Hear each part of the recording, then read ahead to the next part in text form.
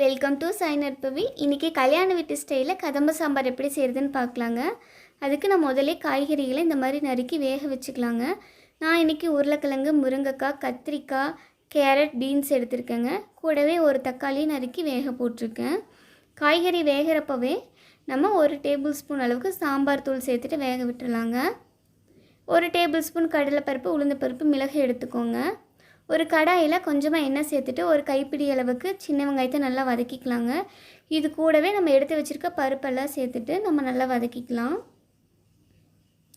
இப்போ வரமிளகாய் பார்த்திங்கன்னா உங்கள் காரத்துக்கு ஏற்ற மாதிரி சேர்த்து நல்லா வதக்கிக்கலாங்க. கூடவே 2 கொத்து கருவேப்பில் சேர்த்துக்கோங்க. வெங்காயம் நல்லா வதங்கட்டுங்க. பாருங்கள், இந்த மாதிரி வதங்கிடுச்சு. இது கூட 1 டேபிள் ஸ்பூன் மல்லித்தூள் சேர்த்துக்கோங்க. கூடவே 1 கப் துருவன தேங்காய் சேர்த்துட்டு ஒரு 2 நிமிஷம் வதக்கி எடுத்துக்கலாங்க. இது ஆறுனதுக்கப்புறமா நம்ம அரைச்சி பேஸ்ட்டாக எடுத்துக்கலாம். பாருங்கள், இந்த மாதிரி இருக்கணும் நைஸாக.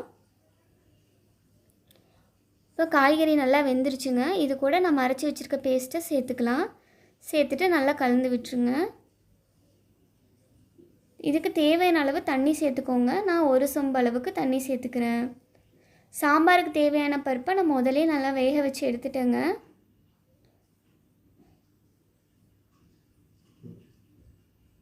பருப்பு பார்த்திங்கன்னா ஒரு 150 கிராம் இருக்கும். இதுக்கு கூட சேர்த்துக்கலாம். கூடவே நெல்லிக்காய் சைஸ் புளியை கரைச்சி சேர்த்துக்கோங்க. இப்போ நம்ம சாம்பார் தாளிக்கலாங்க. ஒரு கைப்பிடி அளவு சின்ன வெங்காயம் சேர்த்துக்கோங்க. 5 பல் பூண்டை தட்டி சேர்த்துக்கோங்க.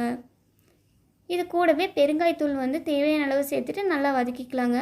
வெங்காயம் நல்லா வதங்கினதுக்கப்புறமா நம்ம இது கூட சேர்த்துக்கலாம். கூடவே ஒரு கைப்பிடி அளவு மல்லித்தழை சேர்த்துக்கோங்க. சேர்த்துட்டு நல்லா கலந்து விட்டுலாங்க. அவ்வளோதாங்க, நமக்கு கல்யாண வீட்டு ஸ்டைலில் சாம்பார் ரெடி.